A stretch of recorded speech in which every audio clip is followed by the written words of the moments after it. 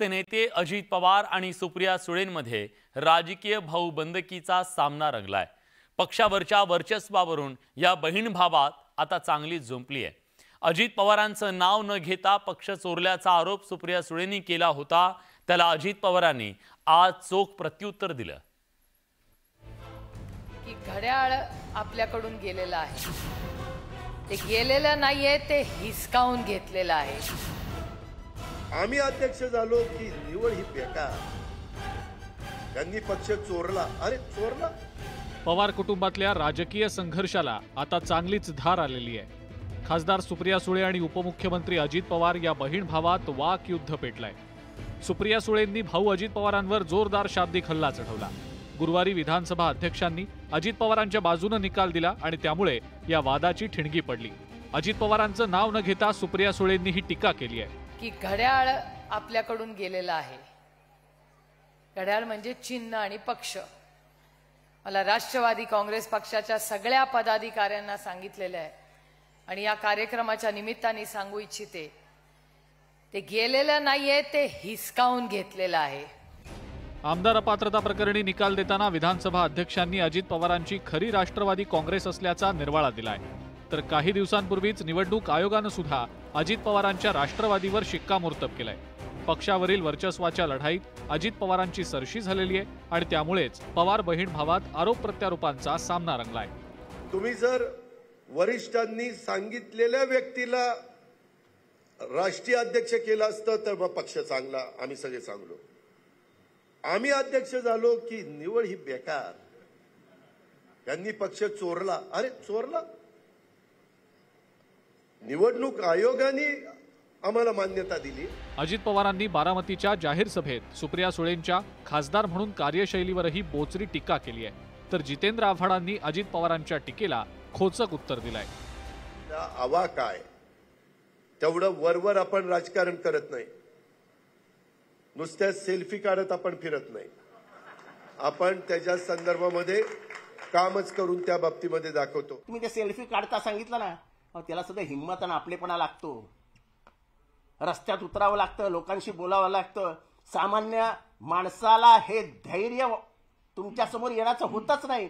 तो सामान्य माणूस आपलेपणाने ताईंच्या बाजूला उभा राहतो आणि फोटो काढून घेतो। हा तुमच्यातला तुसडेपणा आणि ताईंमधला आपलेपणा हा महाराष्ट्र सुव्यवस्थित ओळखून आहे। तुमची पातळी दिवसेंदिवस किती घसरत चालली हेच याच्यावरून समजतं। राष्ट्रवादीतल्या दोन्ही पक्षातल्या नेत्यांकडनं एकमेकांना टार्गेट केलं जात आहे। ऐन लोकसभा निवडणुकीच्या तोंडावर राष्ट्रवादीमध्ये भाऊबंदकी पाहायला मिळतेय। Bureau report, news 18 Lokmat. उपमुख्यमंत्री अजित पवार यांनी शरद पवारांवर केलेल्या टीकेचा आमदार जितेंद्र आव्हाडांनी खोचक शब्दात समाचार घेतला। जो काकांचा झाला नाही तो महाराष्ट्राचा काय होणार, अशी घणाघाती टीका आव्हाडांनी अजित पवार यांच्यावर केली।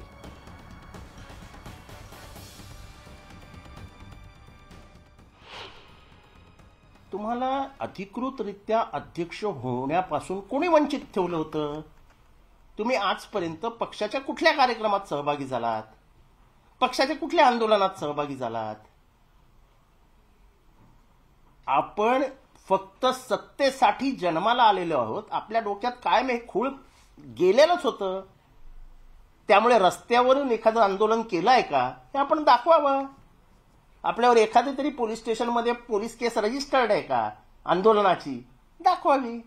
फक्त सत्ता, सत्तेचं राजकारण, आणि ते पण शरद पवारांचं नाव वापरून। तुम्ही त्यांच्या रक्ताचे नसले तरी रक्तातच होतात त्यांच्या, आणि म्हणूनच 91 साली तुम्ही खासदार झालात, 93 साली तुम्ही परत आमदार झालात, 93 साली सुधाकरराव नायकांच्या मंत्रिमंडळात मंत्री झालात, त्याच्यानंतर 99 सालापासून 2014 सालापर्यंत सर्व महत्वाची खाती तुमच्याकडे होती। तुमची सर्व बदनामी ही पक्षाला हानिकारक होती, तरी शरद पवारांनी ती पाठीशी घातली, पोटात घातली। ही शरद पवारांची चूक होती। आमच्याबद्दल तुम्ही काय काय खोटं नाटं जाऊन सांगायचे पवार साहेबांना, आम्हाला माहित नाही? तुम्हाला तेवढेच धंदे होते, आणि मी त्याचा पुरावा आहे। मी हे सगळं बोलतो कारण का हे सगळं माझ्या बाबतीत घडलेलं आहे। छगन भुजबळांनी सांगावं शपथ घेऊन की ओबीसीचा निधी यांनी थांबवला नव्हता। आदिवासी मंत्री जे होते गावीत,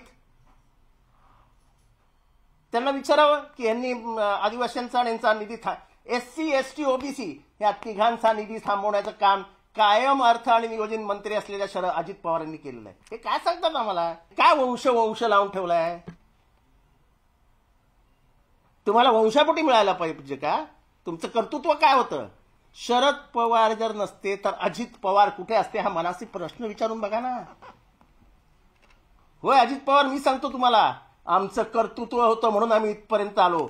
आम्हाला शरद पवारने जरूर आशीर्वाद दिले, पण आम्ही रस्त्यावरची पोरं होतं, रस्त्यावर लढायचो, मारामाऱ्या करायचो, पोस्टर फाडायचो, पोस्टर लावायचो, पेपर जाळायचो.